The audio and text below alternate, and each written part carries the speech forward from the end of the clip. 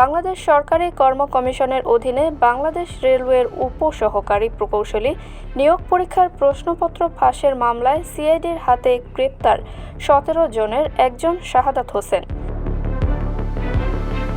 তিনি কাজ করেন পাসপোর্ট ও ইমিগ্রেশন অধিদপ্তরের নারায়ণগঞ্জ জেলা কার্যালয়ের নিরাপত্তা কর্মী বা গার্ড হিসেবে। পিএসসির প্রশ্নপত্র ফাঁস চক্রের সঙ্গে যুক্ত হয়ে করেছেন অনেক সম্পদ।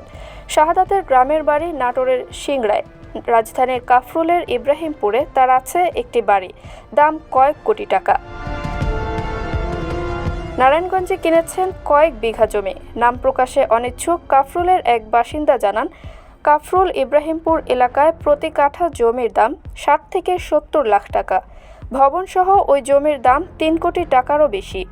এছাড়া শাহাদাত গ্রামের বাড়ি নাটোরের সিংড়াতে বাগান বাড়ি ও জমি কিনেছেন বলে সিআইডির সূত্রে জানা গেছে।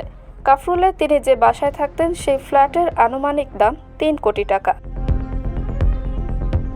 বিলাসবহুল ইন্টেরিয়র করেছেন কয়েক মাস আগে। গত ৬ থেকে ৭ বছরে শাহাদাত ১০ থেকে ১২ কোটি টাকার সম্পদ গড়েছেন পিএসসির নিয়োগ পরীক্ষার প্রশ্ন ফাঁস করে। পাসপোর্ট অফিসের চাকরির সুবাদে প্রশ্নপত্র ফাঁসের মূল হোতা সৈয়দ আবেদ আলী, খলিলুর রহমান ও সাজেদুল ইসলামের সঙ্গে পরিচয় হয় শাহাদাতের।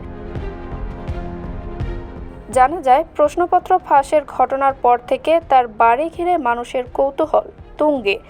আগে এলাকায় মানুষজন জানতেন তিনি উচ্চপদস্থ কর্মকর্তা।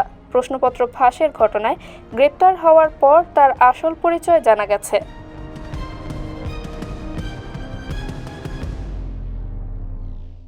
কারো কাছে স্বপ্ন পূরণ, কারো আনন্দের উপলক্ষ, আবার কারো জীবন পাল্টে দেওয়ার মুহূর্ত, কখনো জীবন বাঁচাতে সর্বোচ্চ গতিতে উড়ে চলা, কারো আবেগের শেষ মুহূর্ত, আপনজনের শেষ বিদায়ে শামিল হওয়া।